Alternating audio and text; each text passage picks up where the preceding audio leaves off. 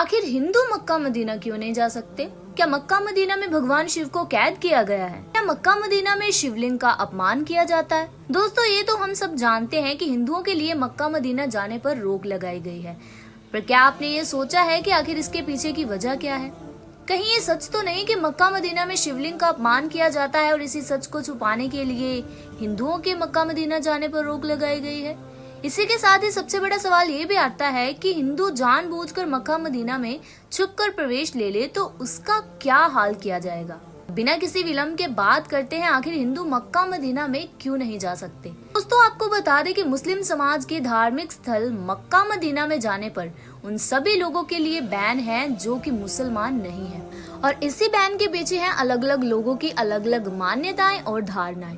जैसे कुछ लोगों का मानना है कि मक्का मदीना एक मुस्लिम धार्मिक जगह है, ना कि कोई टूरिस्ट प्लेस जो किसी भी धर्म का इंसान वहां घूमने चला जाए। अब मक्का मदीना एक मुस्लिम धार्मिक स्थल है और ये एक मुस्लिम राष्ट्र में स्थित है, तो ऐसे में कोई भी हिंदू यहाँ जाने की हिम्मत भी नहीं कर सकता। तो वहीं कुछ अन्य लोगों का ये भी मानना है कि दूसरे धर्म के लोग मक्का मदीना और अल्लाह के बारे में ना ज्यादा कुछ नहीं जानते, तो ऐसे में ये लोग अल्लाह के प्रति कभी भी अपनी पूरी श्रद्धा नहीं रख सकते। इसी के साथ अब बात करते हैं कि क्या सच में मक्का मदीना में शिवलिंग का अपमान किया जाता है? तो दोस्तों, अगर बात करें कि क्या सच में मक्का मदीना में शिवलिंग का अपमान किया जाता है, तो इसका जवाब है बिल्कुल नहीं, और ये बात बिल्कुल गलत है। क्योंकि दोस्तों, जो लोग अक्सर ये दावा करते हैं कि मक्का मदीना में शिवलिंग का अपमान किया जाता है, उन्हें ये जान लेना बहुत जरूरी है कि मदीना में जिस काले खंबे को वे शिवलिंग समझते हैं, असल में इस्लामिक धर्म के अनुसार वो एक शैतान की मूर्ति है जिसने पैगंबर हजरत मोहम्मद को बहुत ज्यादा परेशान कर दिया था।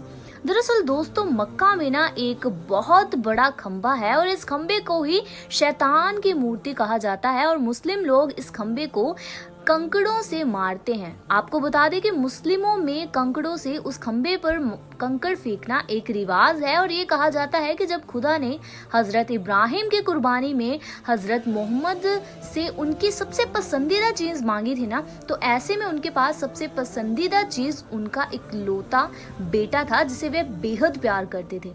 अब बहुत सोच विचार कर और खुदा के हुक्म को मानने के लिए ना उन्होंने खुदा को पसंदीदा चीज के रूप में अपना इकलौता बेटा देने का निर्णय लिया।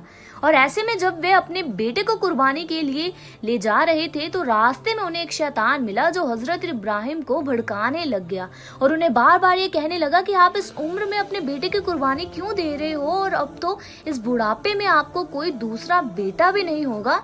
शैतान के भड़काने के बाद बिना कुछ समय के बाद मोहम्मद इब्राहिम ने अपने बेटे के प्यार में कुछ समय के लिए झुक गए, और लेकिन हजरत इब्राहिम ने फिर भी खुदा को अपने इकलौते बेटे की कुर्बानी देने का निर्णय ले लिया, क्योंकि हजरत इब्राहिम अपने बेटे को मरता देख नहीं सकते थे। और इसी के लिए जब वे अपने बेटे की कुर्बानी दे रहे थे तो उन्होंने अपनी आंखें बंद कर ली, और अचानक खुदा ने कुर्बानी के वक्त उनके बेटे के बदले में एक बकरी को रख दिया, और ऐसे में हजरत इब्राहिम खुदा की इस परीक्षा में पास हो गए। और इसीलिए मुस्लिम लोग खुदा को कुर्बानी देने के लिए बकरीद मनाते हैं, और उन्हें कोई शैतान भड़काए ना, इसलिए बकरीद के बाद मक्का मदीना में उस शैतान की मूर्ति को कंकरों से मारते हैं। और यदि कोई हिंदू छुपकर मक्का मदीना में चला जाए तो आखिरकार क्या होगा?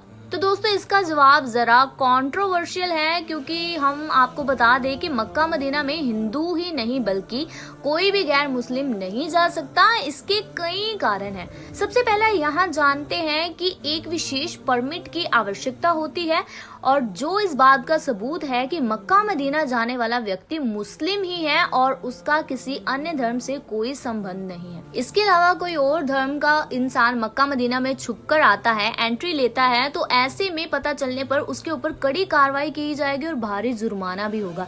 इसके बाद उस इंसान को तुरंत उस देश से निकालकर अपने देश में वापस भेज दिया जाएगा। चलिए, ये तो आप जान ही गए होंगे कि मक्का मदीना में हिंदुओं के जाने पर रोक क्यों लगती है। अब जरा इस बात पर भी गौर करते हैं कि आखिरकार मक्का मदीना में भगवान शिव को कैद किया है क्या? दरअसल कई सालों से लोग इस बात पर बहुत विश्वास कर रहे हैं, क्योंकि आए दिन सोशल मीडिया पर यह खबर देखने को मिलती है कि आखिरकार मक्का मदीना में भगवान शिव को कैद किया गया है। तो ये बात सरासर झूठ है। अगर आप एक शिव भक्त हैं या सच्चे हिंदू हैं, तो आप इस बात को कैसे मान सकते हैं कि आखिरकार भगवान शिव को जिनकी तीसरी आंख खुलते ही प्रलय आ जाता है, जिसे कि लॉर्ड शिवा कहा जाता है, इस सृष्टि का रचनाकार कहा जाता है, आखिरकार उन्हें कोई कैद कैसे कर सकता है। फिर चाहे मुस्लिम धर्म के लोग ऐसा करने के बारे में सोच भी लें, लेकिन उनका भगवान, उनका अल्लाह उन्हें ये सब करने की मंजूरी कभी नहीं देता, क्योंकि भगवान को हम इंसानों ने बांटा है। भगवान के लिए तो हम सब एक ही है ना।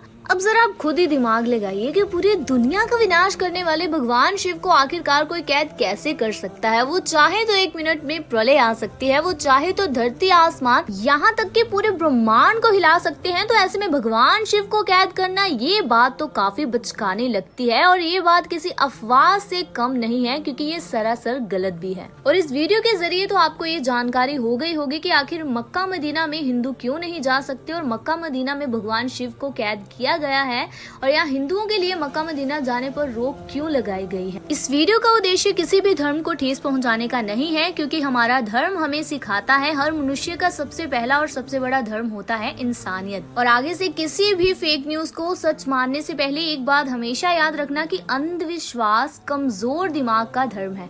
अगर आपको भी ये वीडियो अच्छी लगी हो तो इसी के साथ लाइक और शेयर जरूर करना।